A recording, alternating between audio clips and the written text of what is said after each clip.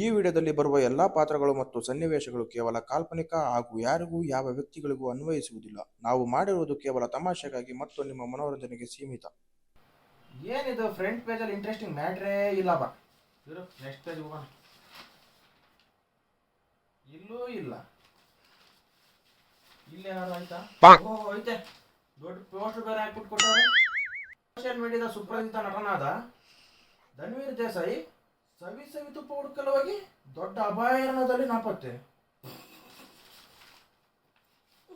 ಇವನಿಗೆ ಗುರು ದೊಡ್ಡ ಬೇರೆ ಬಂದಿರೋದು.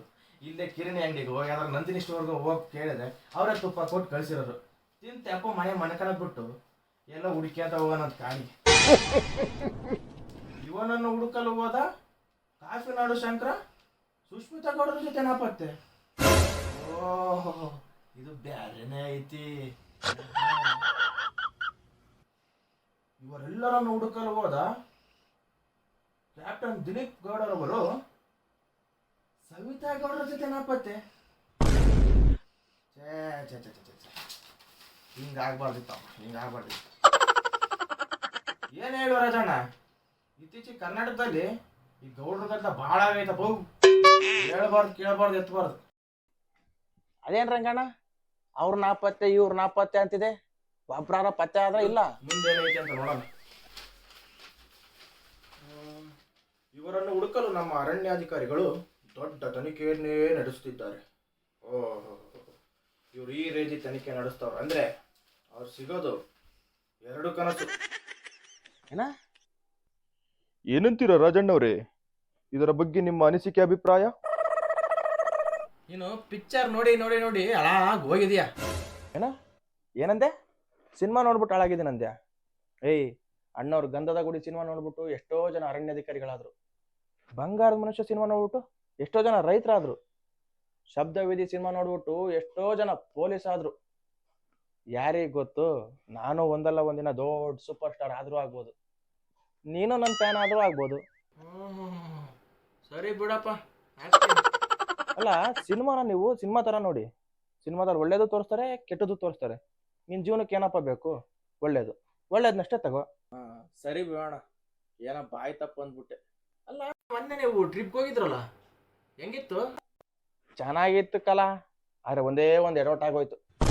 ಈ ನಮ್ಮ ಬಡ್ಡೆದ ಫ್ರೆಂಡ್ಸ್ ಅವಲ್ಲ ಇವು, ಈ ದುಡ್ಡು ಕಾಸು ಫೋನ್ ಎಲ್ಲ ಜೋಬಲ್ಲಿ ಮಡಿಕನಬಿಟ್ಟು ಅದೇನೋ ಸೊಂಟಕ್ಕೆ ಬೆಲ್ಟ್ ಬೋದದಂತೆ. ಈ ಮುದ್ಕರ ಅಡಿಕೆಲೆ ಚೀಲ ಇದ್ದಂಗೆ ಇರ್ತದೆ ಇತ್ಲಾಗೆ. ಅದ್ರಲ್ಲಿ ಅದು ಅಡಿಕೆಲೆ ಚೀಲ ಅಲ್ಲಣ, ಅದಕ್ಕೆ ಕ್ಯಾಶ್ ಬೆಲ್ಟ್ ಅಂತಾರೆ.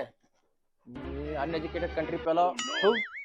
ಇಲ್ಲಿ ಕಾಸು ಫೋನ್ ಎಲ್ಲ ಅದ್ರಲ್ಲಿ ಮಡಗ್ಬಿಟ್ಟು ಮನ್ಕೊಂಡವ್ರಪ್ಪ. ರಾತ್ರಿ ಕಳ್ಳಮ್ಮನಾಗ ಬಂದ್ಬಿಟ್ಟು ಅದು ಬೆಲ್ಟ್ಗೆ ಕತ್ರಿ ಹಾಕ್ಬಿಟ್ಟು ದುಡ್ಡೆಲ್ಲ ಎತ್ಕೊಂಡು ಹೋಗ.